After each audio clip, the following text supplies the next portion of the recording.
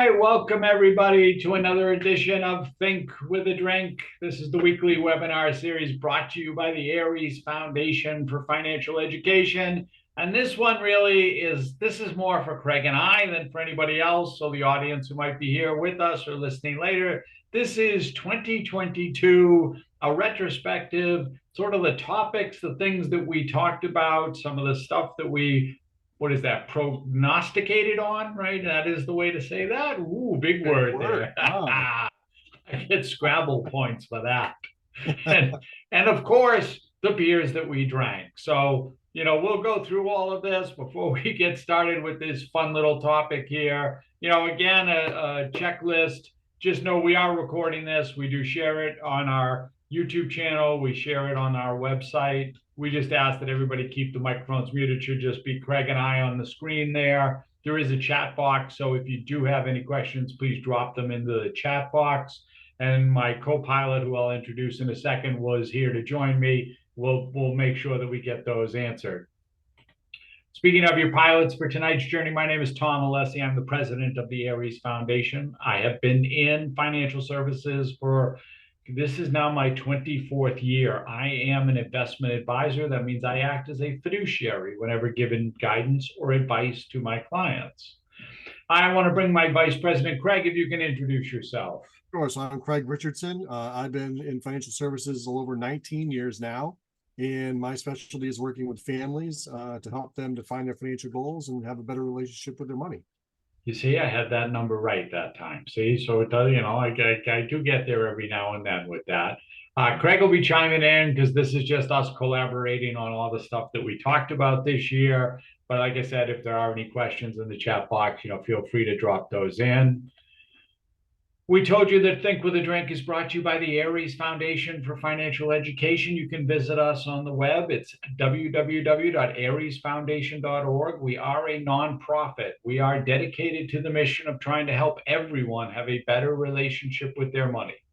Because whether you realize it or not, you are in a relationship with your money.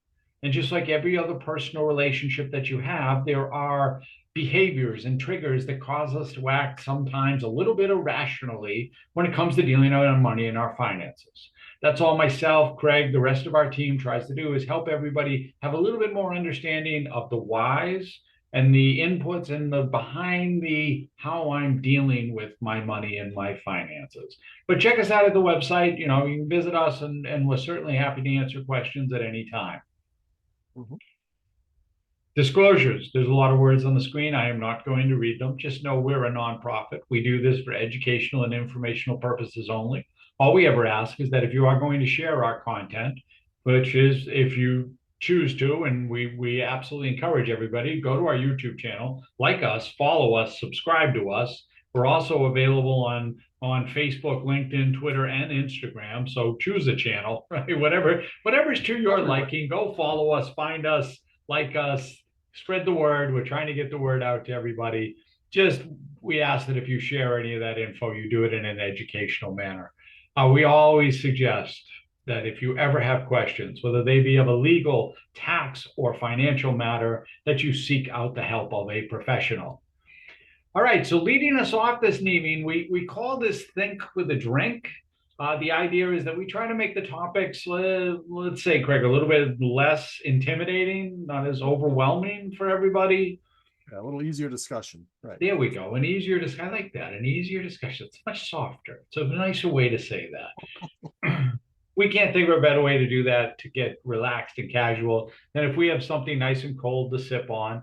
And for tonight's, I am drinking Wicked Easy from our friend Sam Adams. This is a session hazy IPA, basically done on the New England version of an IPA, but in a session, which just means less alcohol content, easier drinking, basically, which is why they call it Wicked Easy. What are you drinking tonight, Craig?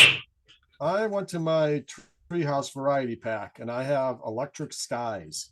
Whoa, what's that? Electric Skies is an American double IPA brewed with ultra pale malt and a combination of Nelson, Galaxy, and Citra hops. Yeah, double IPA, boy. you're not getting up from that chair. It's only 8%. Yeah, 8%.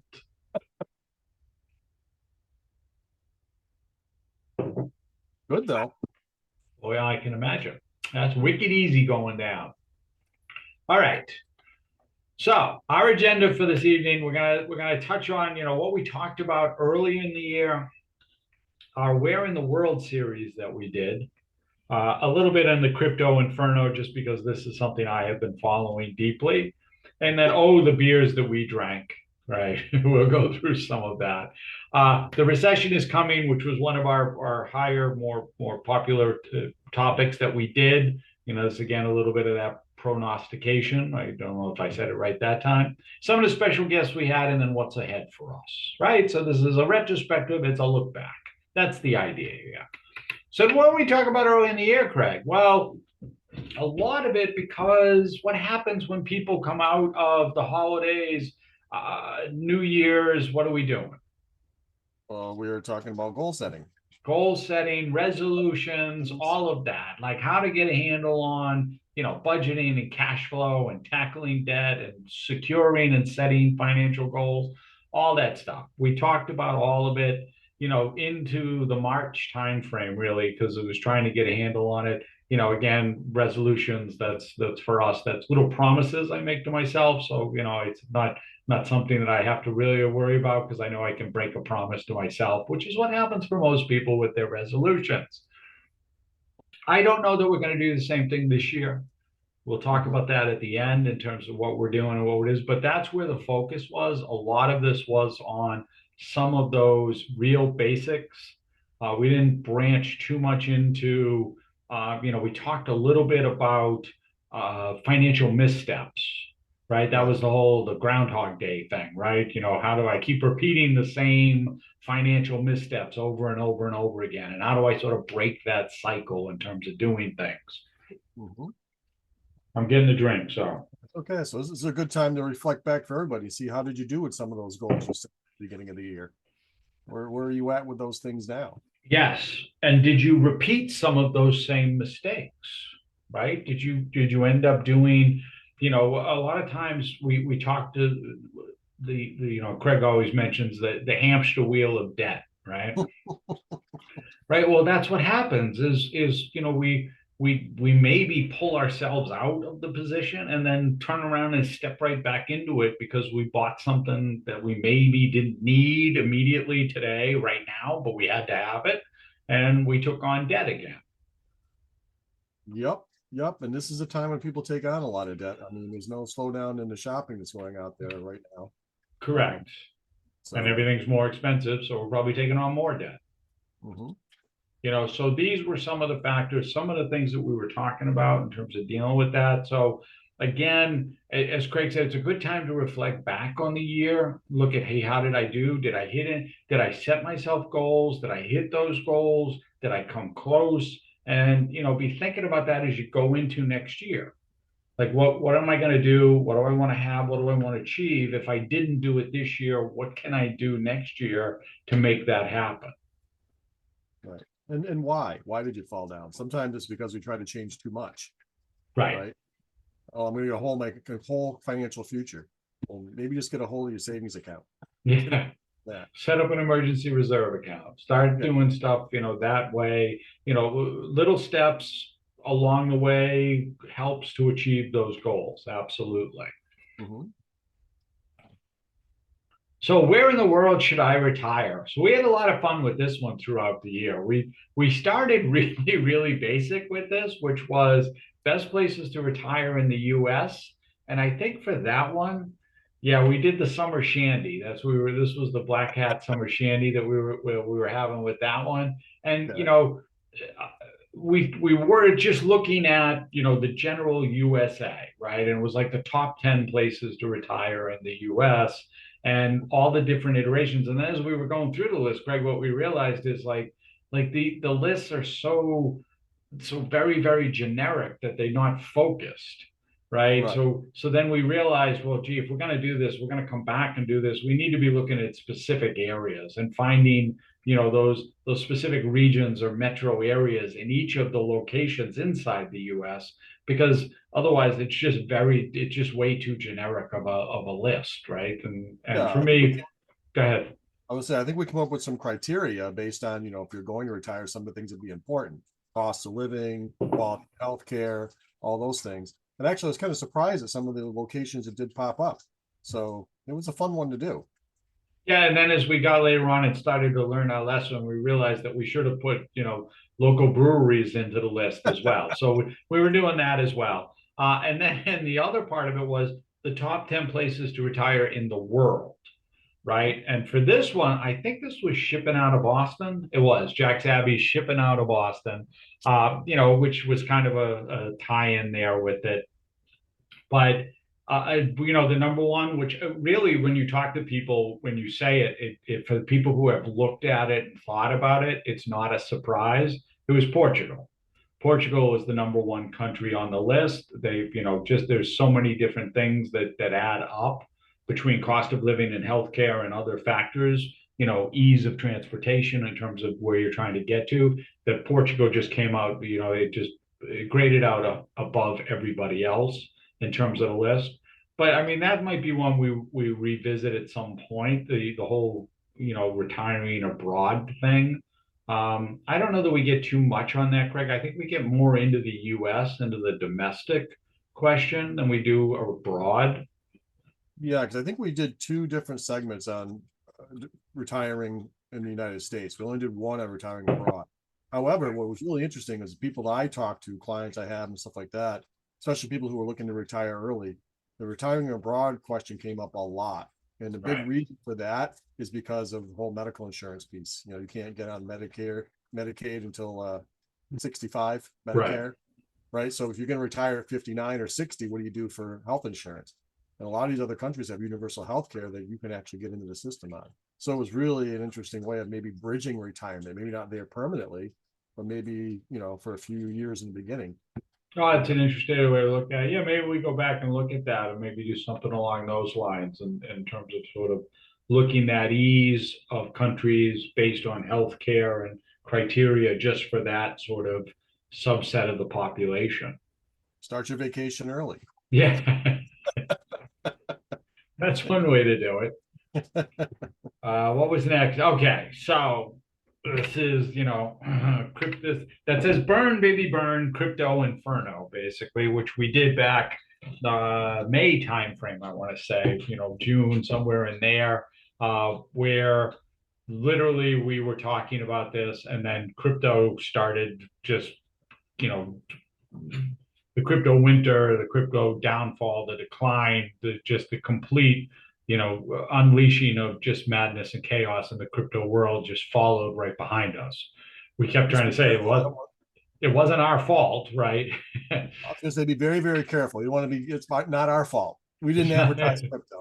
Yeah, You we don't have any we celebrity status in that. Yes. no, The opposite. so but we were trying to just paint the picture to everybody that uh, there was a lot going on in the digital asset world that just was not looking right, right? And this whole thing today with FTX and what has gone on, and I have been a just this for me is like like a geek thing. I have read everything I can possibly find on this whole thing, and it is brutal. Like the stuff they were doing is just it's what you see and hear in the headlines is just tip of the iceberg stuff.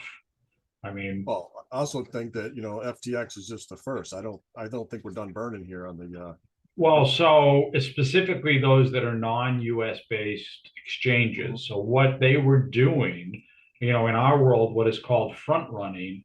So they would list a token, didn't matter what token it was, on their exchange. And they knew going out that that was going to happen. They had a hedge fund that would then buy the token prior to it being released onto the exchange. Push the So value up. oh yeah, no, no, no. They were front running. They were getting in and ahead, and then they were letting everyone know, hey, we just added this token to the exchange. You can buy it now. And so they had already bought up a whole bunch of the asset. It gets Which is worse. which is totally illegal with any other type of asset. Oh yeah, yeah, no, to completely. What gets worse here is because I know a lot of times people talk about investing in general, but certainly digital assets, like it's a casino type of thing. Hmm?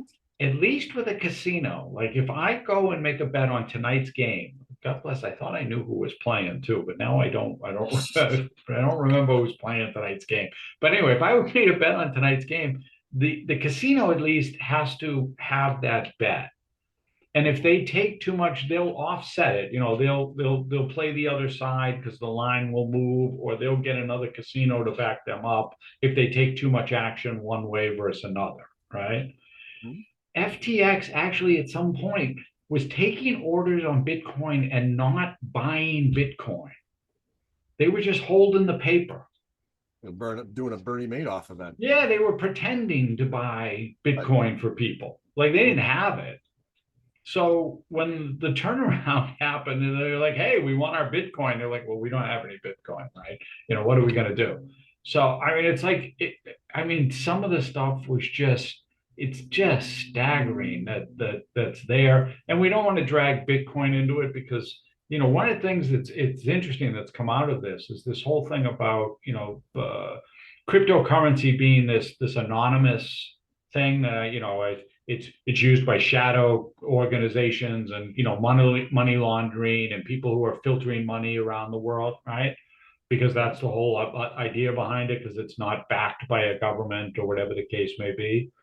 Hmm. And it's absolutely untrue. It's a myth. See, the whole thing is it's actually the opposite, because the blockchain acts like a digital, like wall. It's almost like a tab. Like you can see who's buying and who's selling, and you can actually trace all that stuff. The blockchain gives you a digital footprint and tells you where everything is going. So all this money that's flowing in and out, they're tracing it and they can see where it goes. And they've been making arrests based off that, just because they can see the flow. It was like this whole idea of, well, there's going to be anonymous and nobody's ever going to see it. It's complete opposite. It's like, no, no, no. It's literally all written out there because you can't fool the blockchain. Well, wasn't there also issues too around the fact that, let's say you had a digital wallet, but you couldn't find your password? You pretty much were locked out of Mm, coin, right? And then there were people who were breaking those security codes and stealing coins. correct. Those are the wallets. Those are the hot wallets, not the cold wallets. And see, that's one of the things here is that a cold wallet is offline. So Hmm. you can't have access to it. The hot wallet, that's a different conversation. That's storage. That's just where the codes are kept, essentially. Yep. That is an issue. But if Hmm. somebody hacks you, they've got to then sell that or move that Bitcoin someplace. And Right. that's what I mean. That Bitcoin then gets put onto the blockchain and they can see where the blockchain went. Yeah, but even if you read into like a lot of the big investors, I won't name names per se, say that the issue was that there, with cryptocurrency is there is no real value behind it. They don't make anything. Oh, I get that. There's nothing pegged to it, right? That's the idea. You don't have It's any. They've value. got there are supposedly those coins, Tether and others, that are pegged to the U.S. dollar, but that showed you that all that stuff is just shadow stuff because it's just propped up and false to begin with. Right. Well, we So talk about the stock market being overweighted. Well, because we know that the companies aren't worth what the stock is currently appraised at or right, selling at. Right. So, but the issue is at least there's a bottom there because there is at least some value to the company. With crypto, like we just found with FTX, there is no bottom. yeah, There's no bottom. right. That's the whole thing. It just push, it's gone. All right, what comes in? Oh yeah, that's right. And then what were we drinking for this one? I gave you some of this. This crazy that was that Boris. That was that peanut butter one. Yeah, that was hard to drink. It was peanut butter chocolate fudge. I don't know what stout or whatever, a porter. It was a crazy concoction there. It's very very heavy, very very sweet, but way too heavy, right? Yeah, you could barely fight your way through one of those. So we should have had a fireball rum, is what we should have had. Fireball rum. Jeez, that's crazy. All right, Or what? maybe bourbon. Okay, so the beers we drank, right? Let's talk about this. Let's have some fun with this, right? So as we go through this, this just becomes, oh, I thought those were all going to go. Why didn't they all go? I thought they were all going. Never mind. So, Rec Reed, Cloud Candy, Nightlight, Fat Tire, Fall Forward, Suborbital, Summer Shandy, Cold Wave, Harponious Union, Shipping Out of Boston, Copper Legend, House Lager, Holabach, Killian's, Harpoon, Boris, Night Swimmer, Whale's Tail, Pursuit of Sappiness. I like that one. I got to find that one again. Mango Cart. We sort of freaked out on that one a little bit. 317 Shandy. That's the one we drank with Danielle when we had her in studio. Mhm. Short Sell. That was a fun one. Big Wave, Love Street Blonde, Yingling Light, Sunny Ridge. These aren't all of them in Baltimore Blonde, but they're all the ones I could go back and sort of look at and remember and come up with.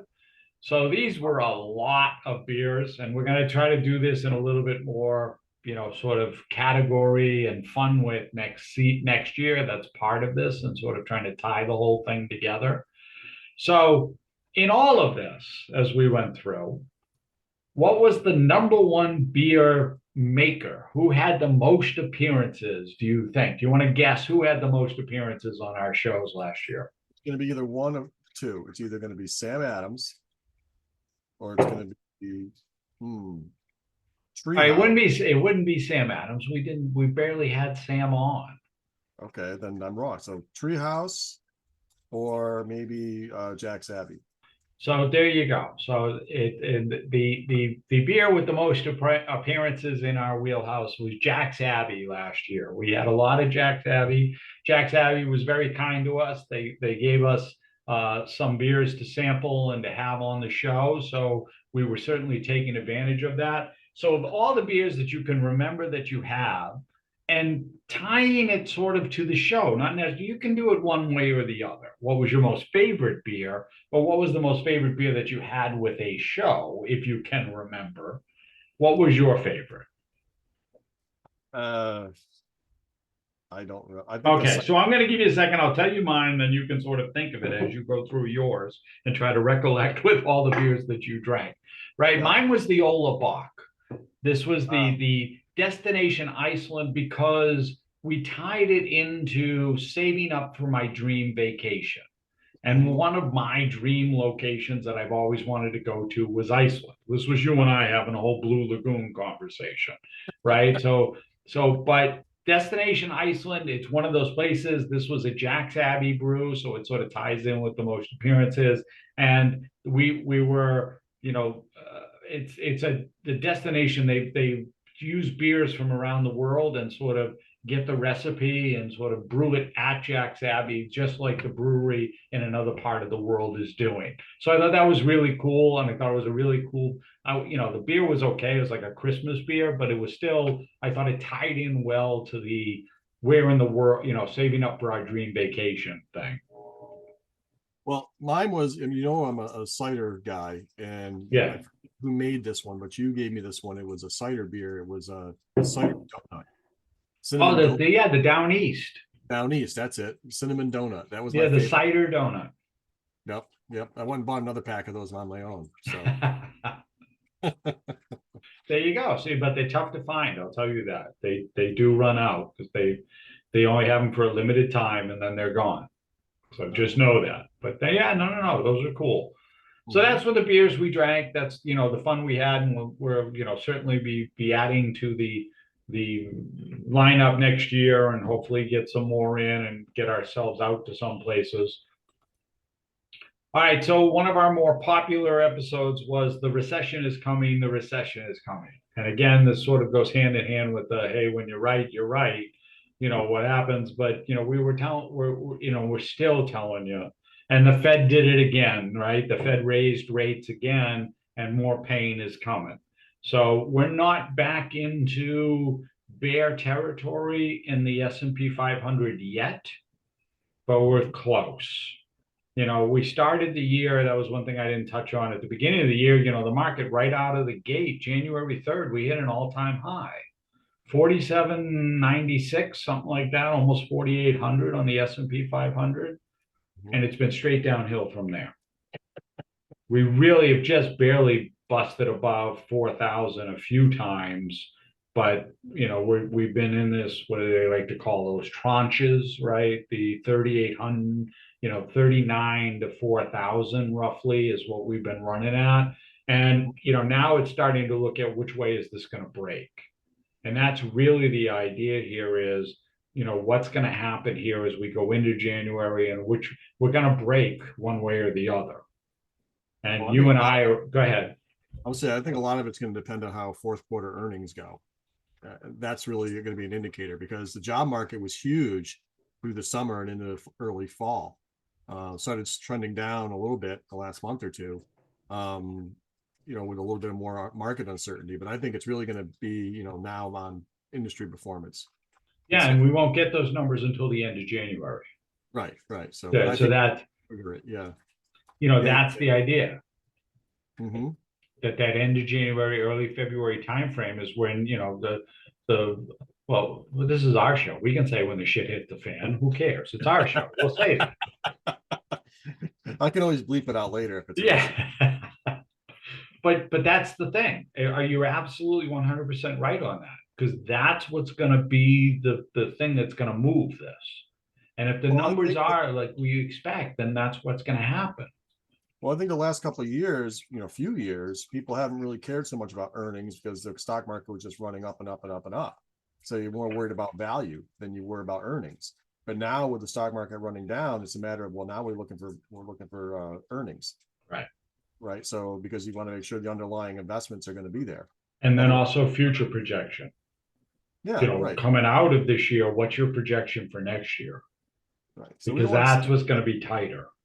We don't want to say we have a magic 8 ball, but maybe we do have a magic 8 ball. Right. So that's one of the things with that. And then the next one, oh yeah, our guests. So we had a couple of guests, through the year, and we definitely are going to add to that for next year. We want to bring more guests in. That's sort of our idea here with this. We had the Plan of Mass in Rhode Island in. They were talking, they're a pooled trust provider, handles supplemental needs trust, otherwise known as special needs trust. We had Danielle, who was from Women's Money Matters.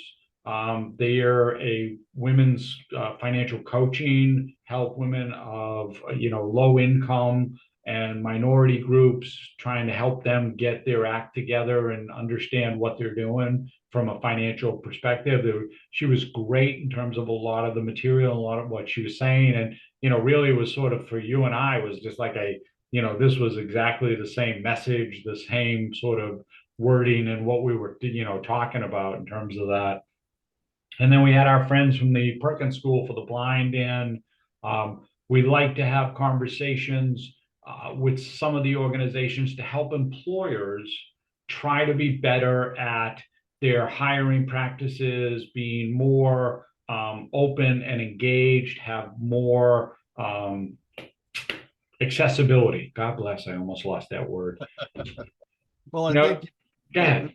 The big issue, what Perkins School is trying to bring out is that there's a huge untapped resource with people who are disabilities. You just assume anybody with a disability, also they can't work. But a lot of these people with the right resources can really be an effective team member on anybody's crew. So yeah, absolutely. And they're great at that. And then there are other resources, and we touch on all of those when we go through those presentations. We'll probably revisit that again.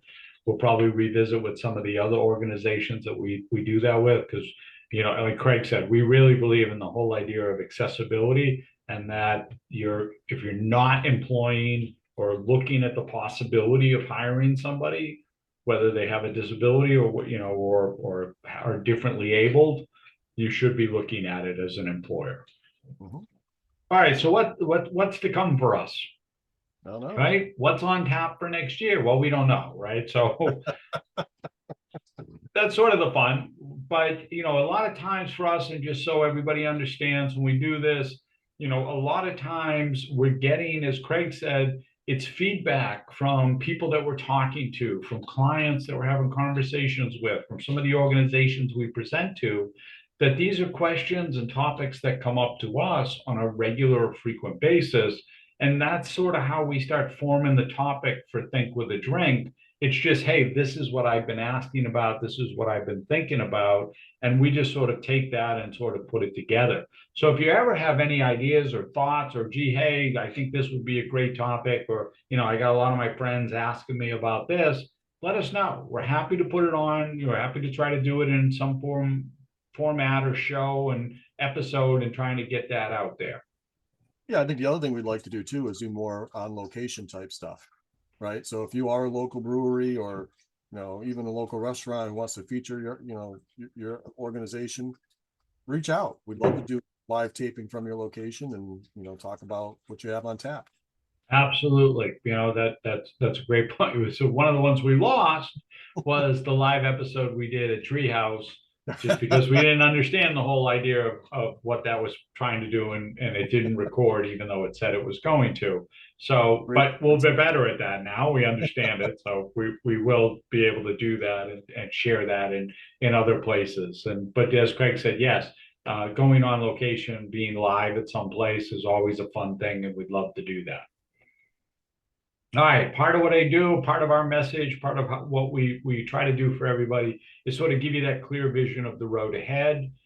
That's really part of that mission statement, that, getting a better relationship with your money, understanding your financial goals, understanding setting those goals, and the why, why that's happening, or why you're doing something, or why that spending occurs, so that you can try to get a better handle on it, because that's what stops us from achieving those goals.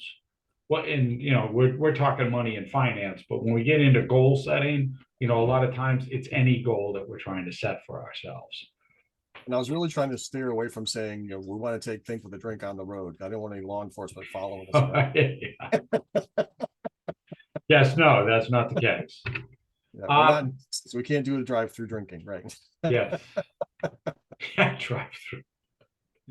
So down there at their stores, they have a drive-through. I know, but why do you need a drive-through? You can't pull up with the growler and just get it filled, type of thing.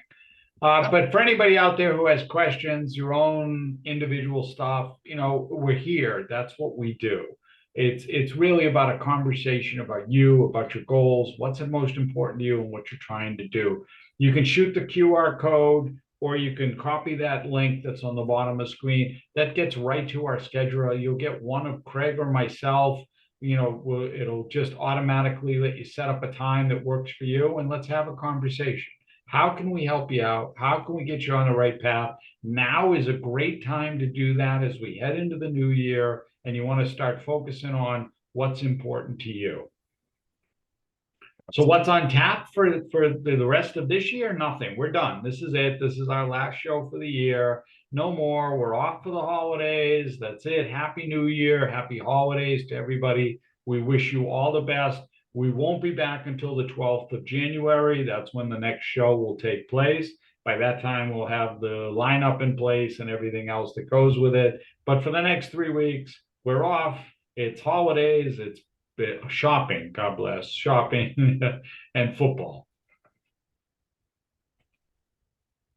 Any questions, you can always reach out to us. It's ariesfoundation.org. Again, that's the website. There's a contact us on there. You can always do it, but we do ask, if you are doing anything, follow us. Follow us on Facebook, like us on the, subscribe to our YouTube channel, follow the Instagram or Twitter, anything that we do.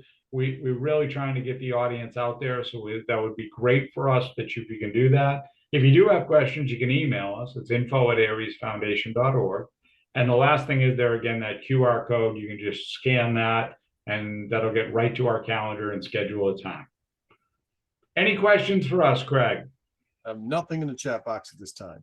I am going to say thanks and have a great evening. And for everybody, have a happy, very safe holidays out there.